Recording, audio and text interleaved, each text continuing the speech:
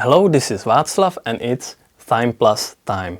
In this video we're gonna go through the main functionality of the instrument and do a bunch of sound design with it. So let's get to it. Let's start by looking at it. Here at the top we have the knobs. This is the input gain, these are the parameter knobs, and each of those parameters has a robot. And a robot is a modulation for each of the knobs. Very powerful. This row of buttons are the presets. These store all the settings of the parameters and the robots. These few buttons are here for programming the sequencer. The sequencer can program how the presets are played sequentially.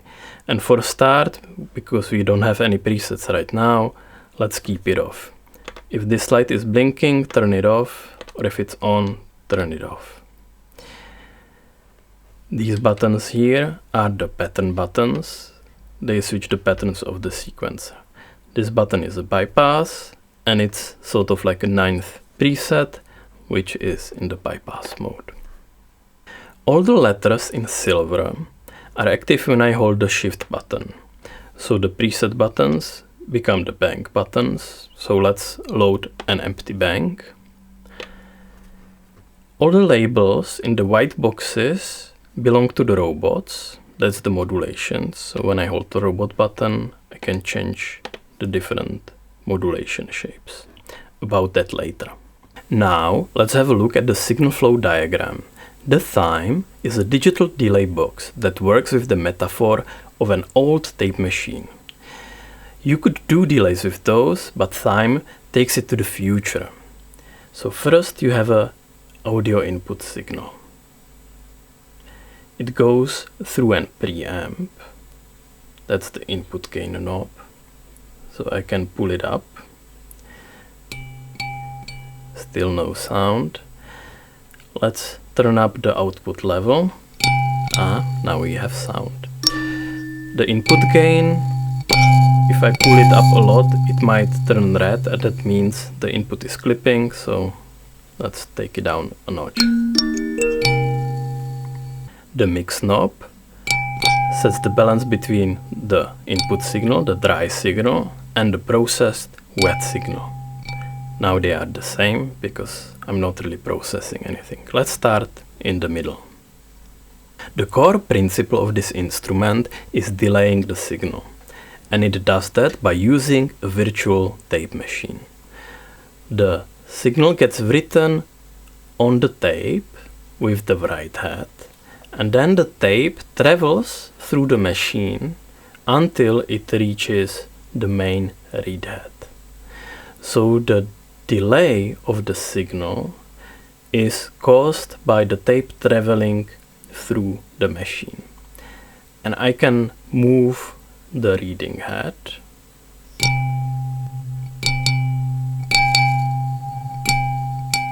Can move it further. Let's move it closer. But what I can also do is that I can slow down the tape.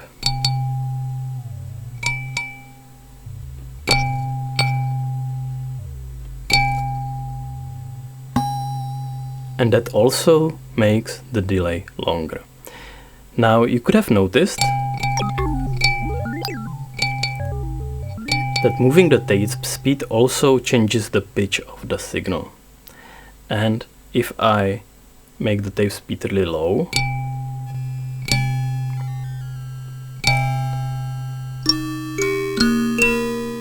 I will start hearing this beautiful downsampling. The digital tape can be imagined as writing individual chunks of signal on the tape, and if the tape is slow enough, I can hear the steps between these chunks of signal. And that's what makes it sound beautifully lo-fi and downsampled. The behavior of the tape could be switched to a more analog behavior, which means I would not hear the downsampling. I can hold shift and turn the tape speed knob, so this light comes on, and now the tape speed has a a filter so I don't hear the downsampling. So now that I have nice delayed signal, what I can do is to feed some of the signal back to the right head. And I do this by introducing feedback. And when I do that, the signal will be decaying, but will be repeating, and this creates the echo effect.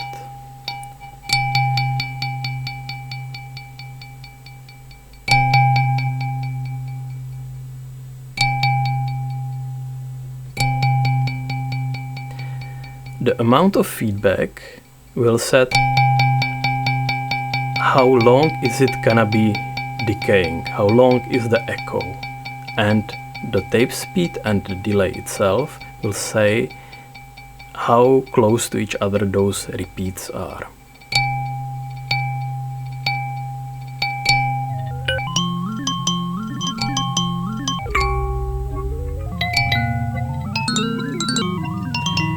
And I can put the feedback on full to keep it looping and building up with more input signal.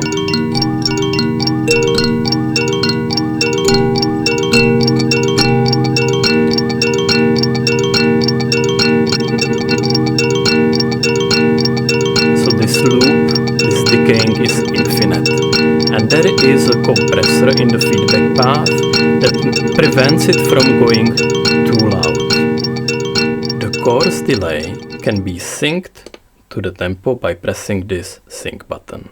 Right now I'm on top tempo.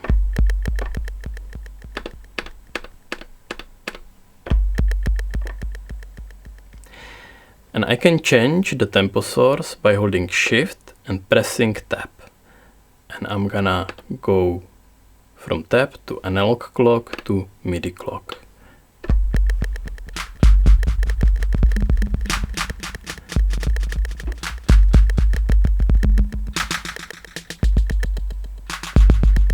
And now we can hear it's really tightly, neatly in sync with the beat. The link button connects the tape speed and the course speed. So if I would change the tape speed, the delay time would not change. So I can make it nicely lo-fi.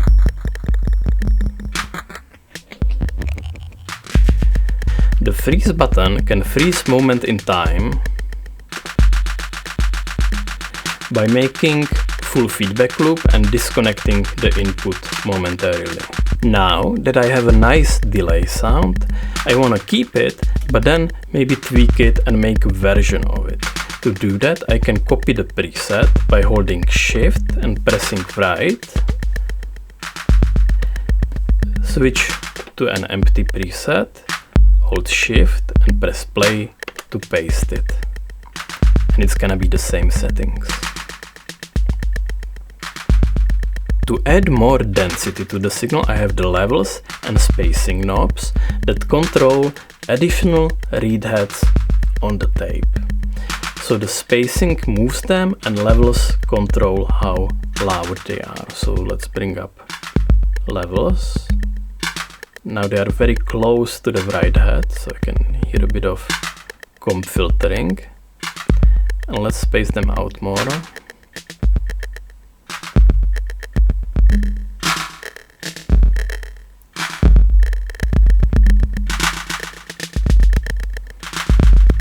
So now this is the multi-tap delay sound that I really like.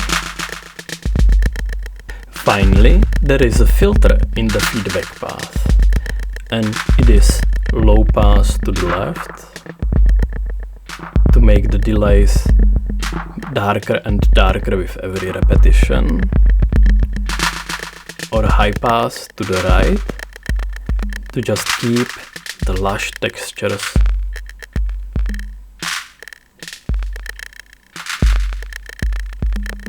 of the delay. I think I want to keep this. Okay, I like that. So let's make another preset. Let me explain how the fine delay knob works. So the coarse delay is for the rhythmical setting, but the fine delay is for really nuanced micro settings. And you can hear that just by adjusting it, I can get a little bit of phasing on the signal. And let's bring in some feedback.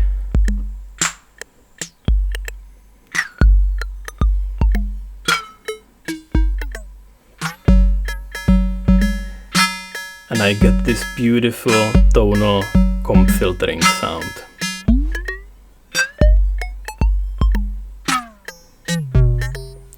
Let's filter it a little bit.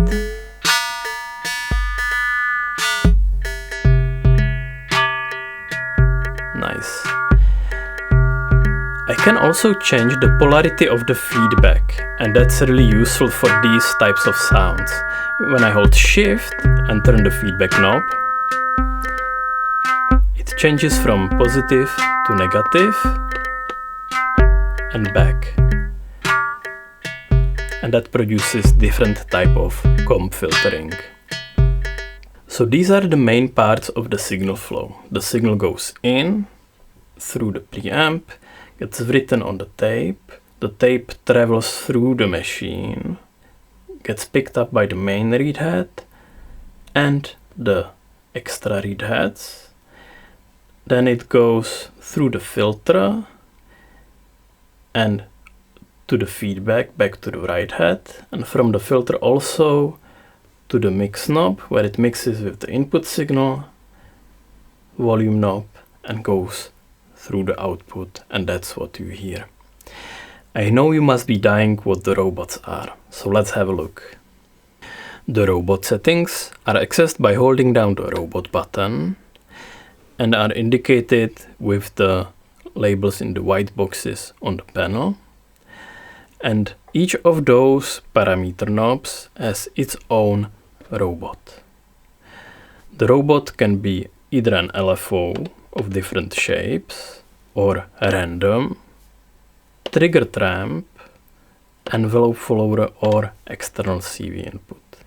To select the parameter which I want to modulate, I hold down the robot button and wiggle the knob. I want to change the fine delay. Now the rate and amount knobs change the depth and depth of the modulation.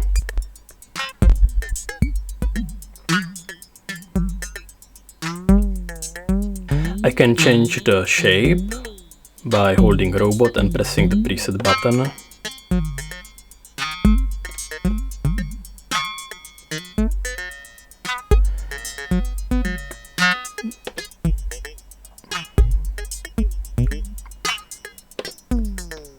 Ramp should be fun. It does this nice pitch shifting effect.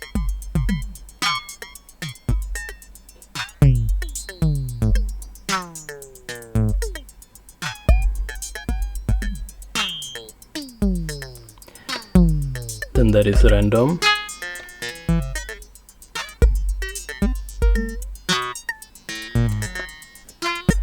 The next is the trigger tramp, which happens only once when I select the preset. This will be really handy later. Then there is the envelope follower. So this one listens to the input, and based on the amplitude of the input, it modulates the signal. So it's very responsive to the input signal. And the last robot is the external CV robot. So if I would plug a jack with CV, I could now distribute it differently to each and every knob. Let's go back to the stepped triangle wave. Now when I'm holding the robot button, turning the rate knob will set how smooth the triangle is. So here there is hardly any steps. but the more I'd go right, the more stepped the triangle would be. You can also see it on this R LED. This sounds fun. So see the chart for all the different crazy modulation shapes you can do. This sync button synchronizes the robot to the tempo.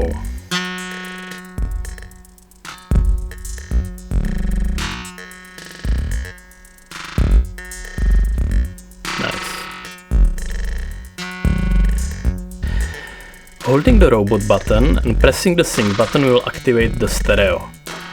And this will change the polarity for left and right channel, so they modulate in opposite directions. And this gives it a lot of edge because all of these parameters can be modulated in stereo. And that gives it super special stereo width capabilities. Talking about polarity, there is polarity settings accessed by holding down the robot button and pressing the sync, link and freeze buttons. So now I'm in the positive polarity, which means the parameter modulates up. This would be bipolar polarity, which would go up and down, and the negative polarity would make the sound only go down. Let's keep that and let's go back to the stereo. The robot phase is accessed by these buttons while holding the robot button. It will align the modulation differently to the clock and to the moment you activate the preset. See the chart for more information.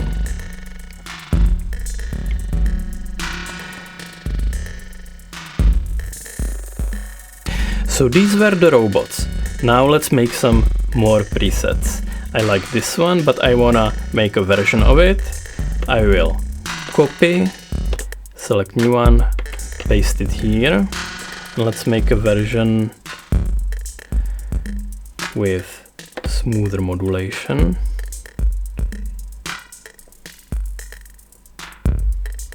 And maybe with a little bit of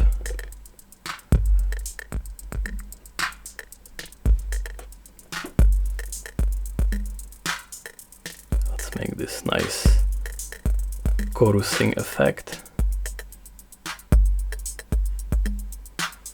And let's apply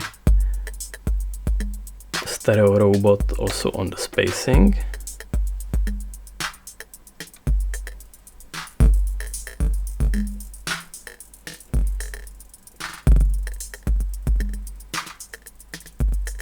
Nice. Gentle, but that's what I like.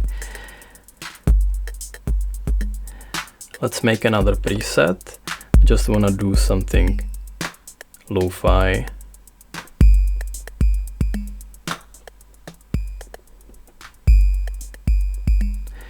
And maybe make it respond to the incoming signal. So I would select the filter.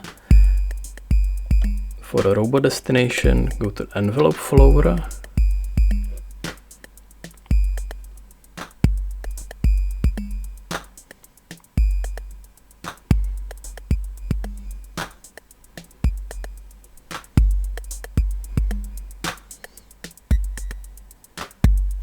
Nice.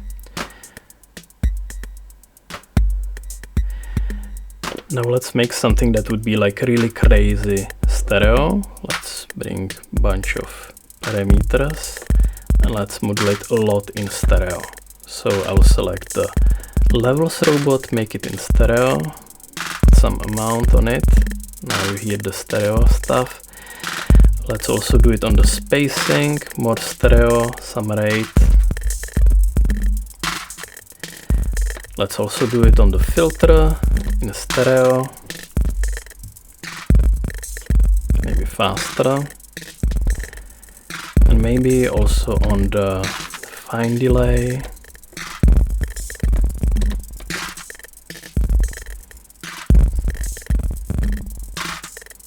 Maybe more feedback.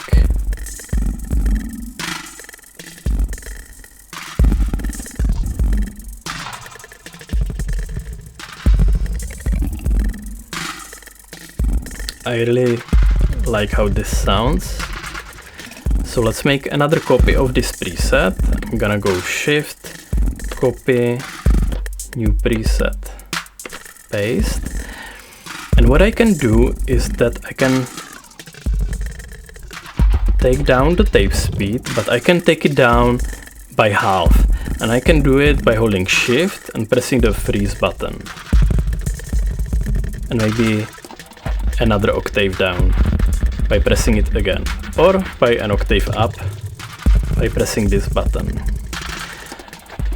So if you would be working with something tonal, then going between presets that have halved tape speed would create some octave shifts, and I think that's really fun. Maybe let's make it more high passy.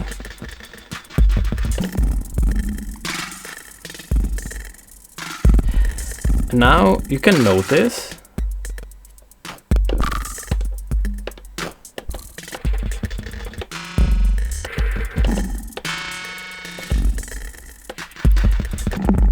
going between the presets is super smooth.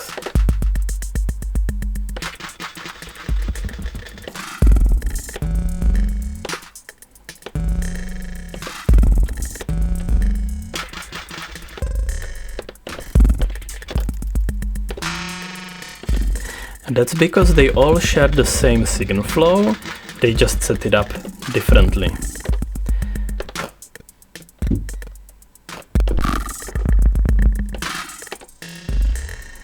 And I think the transitions between the presets are part of the magic of this instrument. So there is one last preset, and let's use this opportunity to make some random presets. To do a random preset, I hold Shift and Robot, and now pressing Freeze Link and Sync will randomize different parts of the machine. You can see how it actually works. I'm just gonna press buttons and see what I like. Oh, interesting.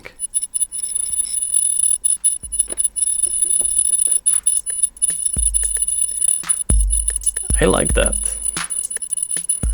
Just gives it another texture.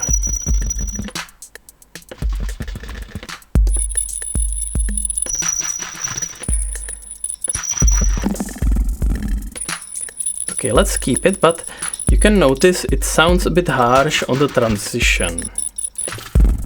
So what I can do is I can use the trigger ramp on the feedback, trigger ramp, and I would go with negative polarity to take down the feedback, and it would only trigger it when I trigger the preset. Okay, now you see each time I trigger, the feedback goes down.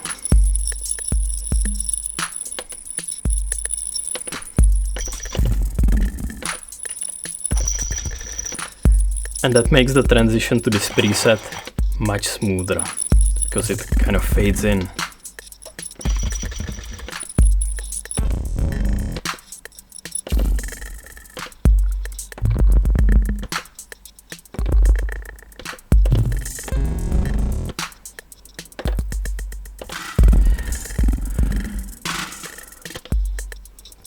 Now when you have this preset that was made randomly, maybe you want to clean it up a little, because you can hear it's still doing something with when the dry wet is all the way to the left. So when I hold down the robot, for a brief moment it flashes all the robots that are active, which is almost all of them. But I'll select the dry wet one and turn down the amount for the dry wet. And I can now precisely dial in what's happening. I could also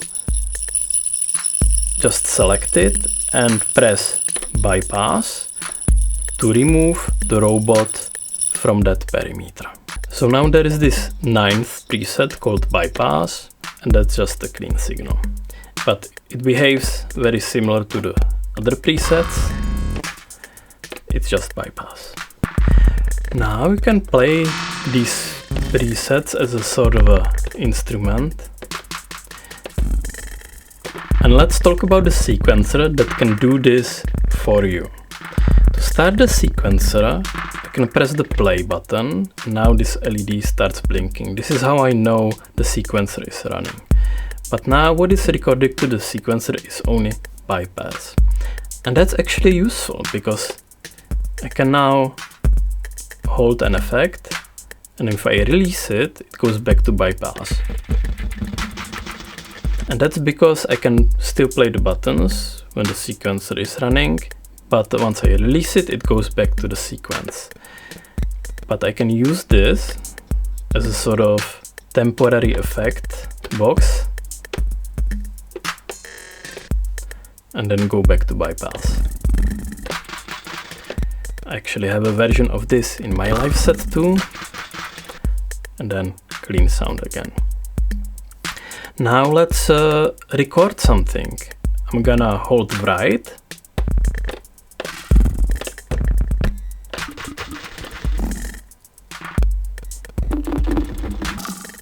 and what I typed now is gonna repeat with the sequencer.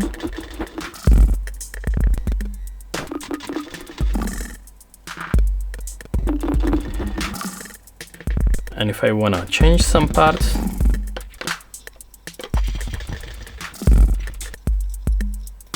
I can just do that.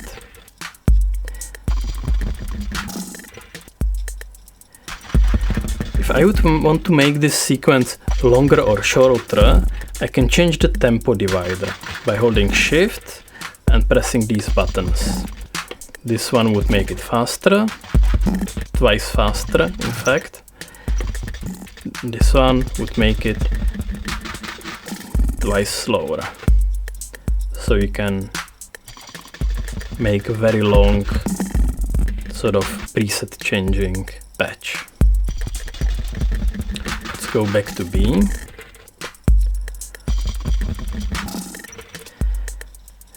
Now the ABCD buttons select different patterns.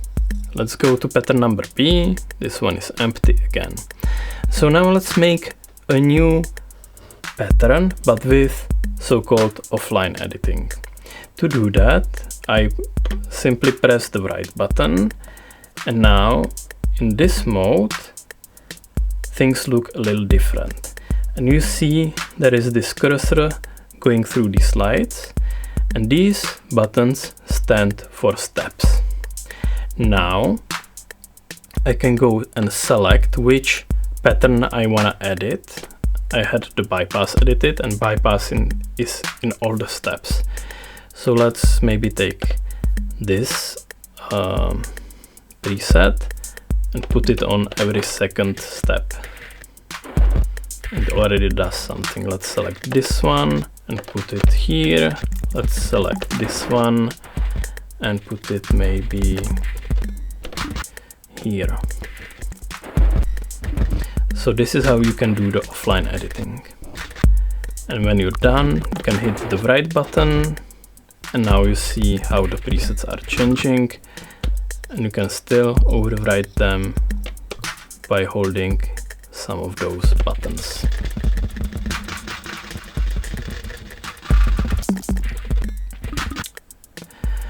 So now in the write mode, it kind of looks like I had 8 steps, but that is not entirely true, because each of those 8 steps has 4 stop steps, which makes it 32 steps in total.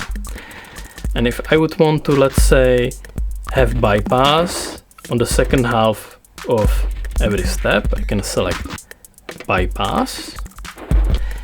Now hold this step, and with these I could only put it to the second half of this step. So this is how you would edit sub-steps.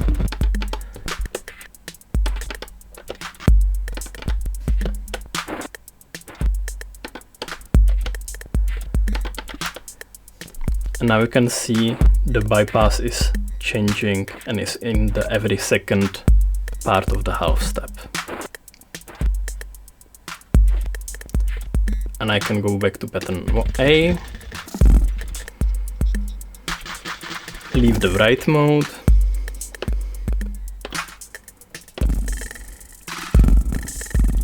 or even stop the sequencer and go back to just having static effects.